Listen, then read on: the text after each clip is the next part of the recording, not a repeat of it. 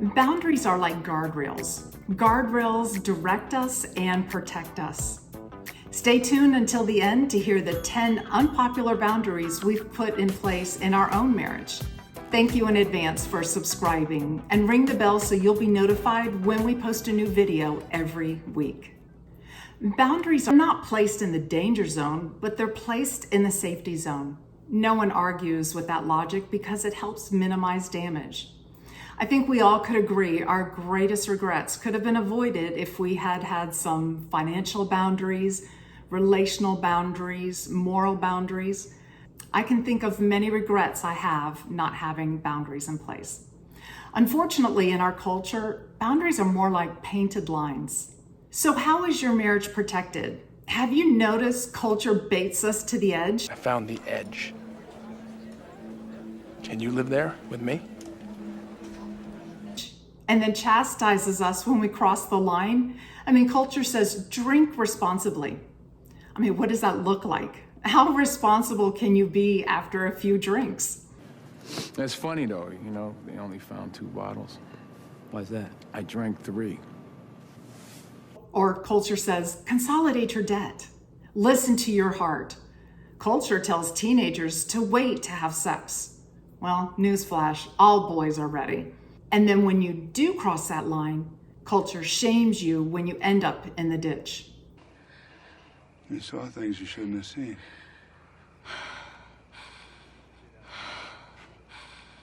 In the context of psychology, boundaries are a conceptual limit between you and the other person. Simply put, it's about knowing where you end and others begin. Knowing what's yours and what's not. Acknowledging that every adult is responsible for themselves. Now, if I were to ask you if you need to put some boundaries in place for your marriage, you probably would naturally resist. No, I'm trustworthy. I don't need rules. The truth is, you won't be celebrated for putting boundaries in place, but you will have fewer regrets. We're all part of the problem. We do entertain ourselves with movies and books that celebrate relationships outside of marriage. Yet when it happens in real life, we're horrified. And most of us know someone who would have been better off if they had put boundaries in place. 1 Corinthians 6:18 says, flee from sexual immorality. Don't we want our spouse to flee? As Christians, we believe sexual immorality is a much deeper sin. You can recover from financial sins, but sexual sin is incredibly harder to recover from. The consequences are deeper than any other sin. If you think these suggestions are narrow-minded, all I ask is that you develop your own boundaries in life. Talk about the boundaries with your partner. Decide together what is appropriate behavior. Here are several of the boundaries we have put in place based on past experiences. Number 1, avoid traveling alone with member of the opposite sex. Here's my story. I was seriously dating Russ and wanted to start implementing these boundaries. I was a corporate account manager covering Puerto Rico. I would meet up with our broker on the island and travel to sales appointments together. Now, Puerto Rico might be an island, but it can take several hours to get to an appointment. This one time, I asked the male sales rep if he wouldn't mind if we traveled separately. I was not expecting an encouraging response. The client was over 2 hours away from the hotel, and most of our strategy work would be the conversation that took place in the car. To my surprise, he responded with, I wish my wife would do the same in her line of work. You can imagine how emboldened I was by his response. But over time, management heard about this and disapproved of my driving arrangements. I maintained my position and started paying for my own rental cars. I knew it was important to strategize on the way to an appointment, but we did have cell phones back then, so I was able to fulfill my sales duties. Fast forward years later, I had the opportunity to send a message series our pastor did on this topic. I sent it to the sales VP, who was the most vocal about my boundary decision, and received a polite response back after he listened to it. Did it change his mind? Who knows? But I felt better knowing he heard a more detailed reason why I stood up for this moral boundary.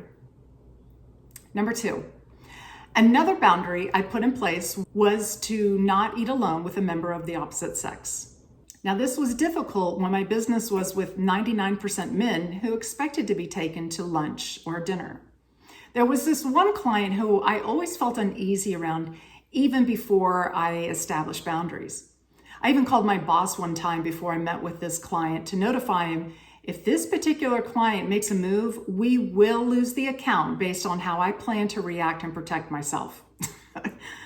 I don't know why, but I had never thought of inviting another employee to join me on these appointments. I was in the hazardous waste business, and chemists were the ones who packaged and picked up the waste. So I asked one of them to join me. I thought, who doesn't want a free lunch, right? So I told the chemist why he was joining lunch, and he pretty much rolled his eyes at me and didn't appreciate being brought along for these reasons. So we picked up the client, the chemist sat in the back seat, we went on to the restaurant and ate lunch together. During lunch, the client expected a bottle of wine to be bought, which I purposely didn't do because I was afraid of how loose it would make him. Talk about a super awkward no.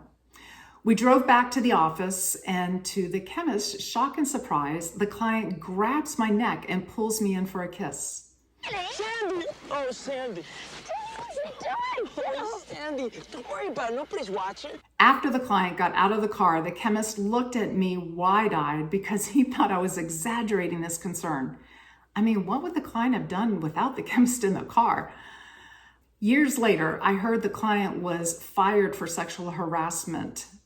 I had been in the workplace for 20 years, and this had happened multiple times. Number 3. Typically, what I hear about this topic is, what about a woman's upward mobility? If she can't drive or travel with her male boss or have meals together, and if you're a male listening to this and you're in a position of authority, it is up to you not to impede a woman's ability for promotions. And as a woman, I would meet with my boss and ask a colleague or the customer service rep to join.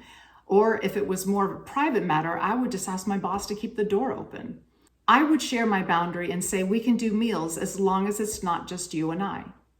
Being in sales, there's a lot of encouragement after sales meetings to spend time at the bar. Once a group dinner was done, I would head back to my room. I was criticized for not being more social, but I said I'm happy to be social as long as it's not around alcohol. I believe God blessed these efforts because I was a top performer in my role, and numbers always speak louder than words or any actions in business. And needless to say, I know Russ felt at peace knowing the type of boundaries I put in place. Former VP Mike Pence established these boundaries and was attacked for it. I don't know if you remember where there was this online firestorm. My girlfriend thought I was being a bit extreme, but after reading my blog about some real life events that happened to me, she changed her mind. That blog link is in the description below. Number 4. Now, there were times that I got stuck and the client who was bringing a colleague didn't join us. I simply would text Russ and let him know.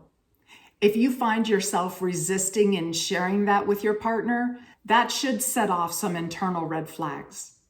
Number 5. I don't know where you need boundaries, but identify places that create moments of intimacy for you. For example, don't get involved in counseling situations. They may need help, but they don't need you. And most affairs don't start off physical. They start off with a conversation, an intimate conversation. Number 6, another arena we're cautious of is no opposite sex personal trainers. When you exercise, your body releases hormones such as endorphins. As a result of these hormones, people feel happier after exercise, even after a single session. The effect of exercise is long-lasting and is associated with more positive social engagement, even into the next day.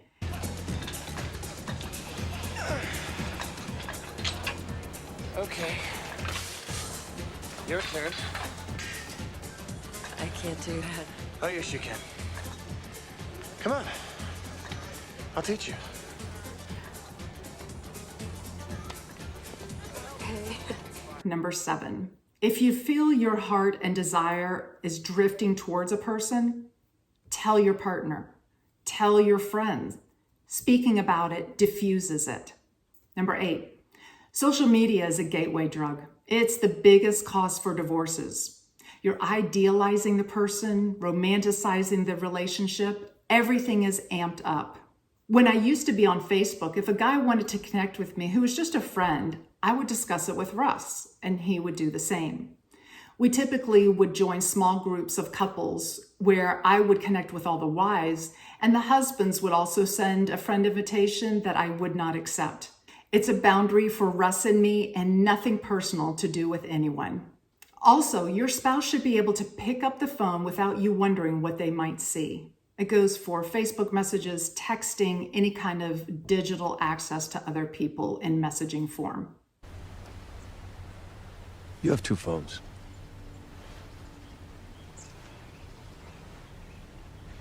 Must have been a lot of work keeping track of 2 of those things. Number 9, on another digital note, if Russ and I are hanging out and someone texts Russ, Russ will tell me who it is and reply. Just picking up our phone isolates our spouse. Just let them know what you're doing. If I pick up my phone, I tell Russ I'm checking for an email because I might have a meeting tomorrow. And obviously when he's driving, I stay off my phone. I take advantage of that time for some one-on-one. Number 10, for those of you who wish your spouse would entertain having boundaries, but they have all the excuses, I'll just list a few of them here. I promise, we're just friends. She's like a sister to me. Or, you're not my mother. I'm an adult. I'm capable of someone not crossing the line. Or, I'd never cheat on you because I love you. Boundaries are for couples who aren't in a good place. And we don't need to talk about them. What I suggest is to model the boundaries you want your spouse to do. It shows respect for them and for yourself. And if you have kids, they're watching more at what you do than what you say. Ephesians 5:15 says, be careful how you live. What is the wise thing to do? Boundaries are not about right and wrong, but what is the wise thing to do? I love our pastor has this very thoughtful phrase to think of. In light of my past experiences, my current circumstances, my future hopes and dreams, what is the wise thing to do? You already know when you're flirting with disaster or dancing close to the line. Yes. Yes. Yes. To the universe. I've heard it myself and ignored those boundaries. Ephesians 5:18, don't get drunk on wine. Does anything come to mind? Or does anyone come to mind? When our pastor counseled couples, he never said, you two should drink more. We just like to live on the edge. And it's funny until a woman gets hit, or your car veers off the road, or your kid gets expelled for drinking. Then culture comes along and mocks us for drinking too much. Nobody plans to wreck their car, get into financial trouble, wreck their marriage. The problem is we don't plan on not messing up. What kind of discussion do you need to have with your spouse? It's interesting how we don't think we need them, but we certainly want our spouse to follow them. Avoid drifting in the wrong direction. Married and engaged couples, what equips or helps you to remain faithful? The media? TV? Books? Would you like a community where you can be held accountable? Join other like-minded couples? Then subscribe to our Restore with a Mentor community. The link is in the description below. Do you think you'll look back in 5 years regretting boundaries? Would you rather flee or flirt? It honors your spouse, kids, and grandkids. You won't be applauded now, but you will be applauded by the people who matter most. Think about it, talk about it, do something about it. Boundaries protect you and direct you to live happily ever after. Remember, to have an extraordinary marriage, be intentional. Thanks so much for watching, and I'll see you in the next video. Bye-bye.